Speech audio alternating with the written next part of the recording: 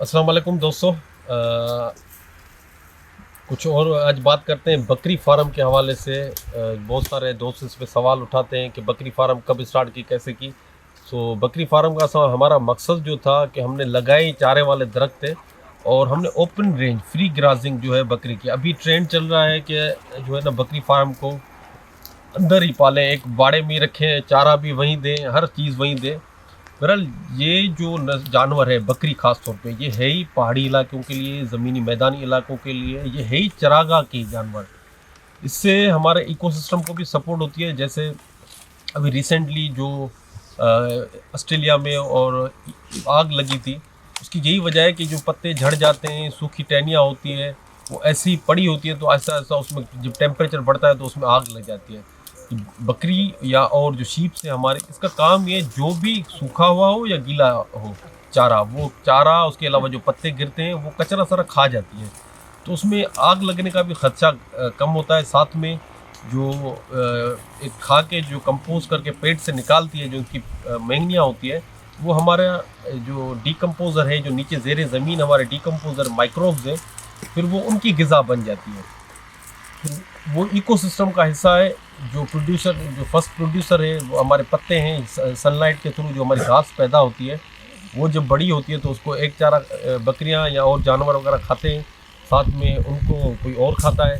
तो फिर वही हमारे लिए मीट की प्रोडक्शन भी होती है, साथ में हमारे लिए गोश्त की प्रोडक्शन भी होती है।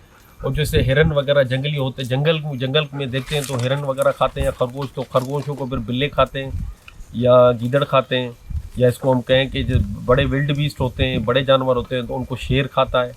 तो ये इकोसिस्टम का, इकोलॉजी का सर्कल फिरता है। फिर उसमें बहुत सारी तितलियाँ, शहद की मक्खियाँ भी उसमें अपना हिस्सा डालती हैं, वो भी इसी नेचर से ही खाती हैं।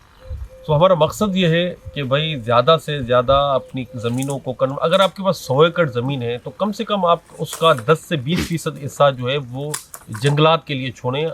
वो वहाँ की जो लोकल बायोडाइवर्सिटी होगी, वहाँ के जो लोकल हशरात होंगे, चरिंद परिंद होंगे, पंछी होंगे, जो अपने शहद की मक्खियाँ होगी, उनके लिए भी कुछ तो बसेरा छोड़े। हमारे पास जो एग्रीकल्चर का रकबा है, हम कोशिश करते हैं कि एक टुकड़ा भी ना छोड़ा जाए, सारी की सारी आबाद हो। ये ज़मीन सिर्फ हमारी नहीं है, हमारे अलावा भी जो मखलूक है, जो हमसे पहले की रहने वाली, हम तो बाद में है, जो हमसे पहले की रहने वाली मखलूक है, उनका भी यहाँ पे हिस्सा है। उनके लिए भी हमें जगह छोड़नी चाहिए। उनके लिए भी हमें उनका जो बसेरा जहाँ करते हैं, जहाँ पे अपने बच्चे पैदा करते हैं या जहाँ पे वो रहते हैं, उनके लिए भी कुछ हिस्सा छोड़ें।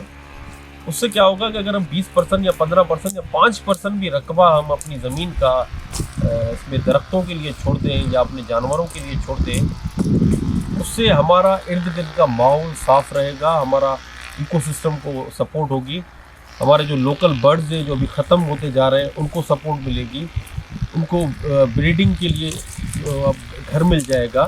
जो जानवर हैं, जो जंगली जानवर हैं, उनके लिए उनको भी अपना घर मिल जाएगा। तो कोशिश करें कि सारी की सारी ज़मीन को आबाद न करें, कुछ हिस्सा जो है उससे आपको फ़ायदा भी होगा। ऐसे नहीं है कि अगर आप दरख्त लगाएं या कुछ चरागाह के लिए छोड़ देंगे तो आपको उससे नुकसान होगा। वो भी बड़े होंगे, उनसे दरख्त जब बड़े होंगे उनको कटाई करके फिर दूसरे हिस्से पे आप कन्वर्ट करें। ऐसे आपकी ज़मीन की भी रिक्लेमिनेशन होगी, जो ज़मीन कमज़ोर होगी वो ज़मीन अच्छी हो जाएगी। तो एक रोटेशन सिस्टम रखें ज़मीन पे, सिर्फ एक ही क्रॉप पे या एक ही चीज़ पे आप डिपेंड ना करें। और केमिकल, जब से ये केमिकल खाद आया है, केमिकल से हमें नुकसान हुआ है, हमें कुछ इससे फ़ायदा नहीं हुआ है। केमिकल एक तो एक्स्ट्रा ख़र्चा है जो आप कमा रहे हैं अभी, जो काश्त कर रहे हैं, जो मजदूरी कर रहे हैं, वो देखा जाए तो हम ज़्यादातर तो अपना हिस्सा जो है वो इन कंपनियों को देते हैं कि जहर मार दवाएं जो बेचते हैं, जो सीड बेच रहे हैं, जो खाद भेज रहे हैं, ज़्यादातर तो हम अपना हिस्सा उनको दे देते हैं। हमारे हिस्से और हमारे जो लेबर है, काम करने वाला है, उनको थोड़ा हिस्सा बचता है। मेजॉरिटी 50% तो वो लेके जाते हैं। आपको कुछ भी हो, फसलों को डूब जाए, सूख जाए, आपको कंपनियों को तो पैसा देना है। जो आपने खाद ली, खाद वाले को पैसा देना होगा, जो बीज ले रहे हैं वो बीज वाले को आपको पैसा देना पड़ेगा। सो कोशिश करें कि अपनी ज़मीनों को रिक्लेमिनेशन करें, कुछ ऑर्गेनिक पे जाएं, कुदरती जो तरीक़ेकार थे हमारे, जो पुराने तरीक़ेकार थे, उस पर तवज्जो दें, डिकम्पोजिशन की तरफ जाएं, अपनी खाद खुद बनाएं, अपने बीज खुद रखें। तो यही हमारा आज का पैगाम है कि अपनी ज़मीनों पे कुछ हिस्सा दरख्तों के लिए छोड़ें, और जो आपकी बॉर्डर लाइन है या आपके चलने के गुज़रगाह है उनको आप दरख्तों से भर दें। वो आपकी क्रॉप को कोई नुकसान नहीं देंगे। ज़्यादातर उसमें आप नाइट्रोजन फिक्सर लगाएं या आप उसमें फ्रूट ट्रीज़ लगाएं, फ्रूट ट्रीज़ की तरफ जाए। जा अगर आपके पास पानी ज़्यादा है, ज़मीन अच्छी है, तो फ्रूट ट्रीज़ पे भी तवज्जो दें। अगर पानी कम है, ज़मीन भी हल्की है, तो कोशिश करें कि नाइट्रोजन फिक्सर पे जाएं या सॉफ्टवुड पे जाएं या हार्डवुड पे।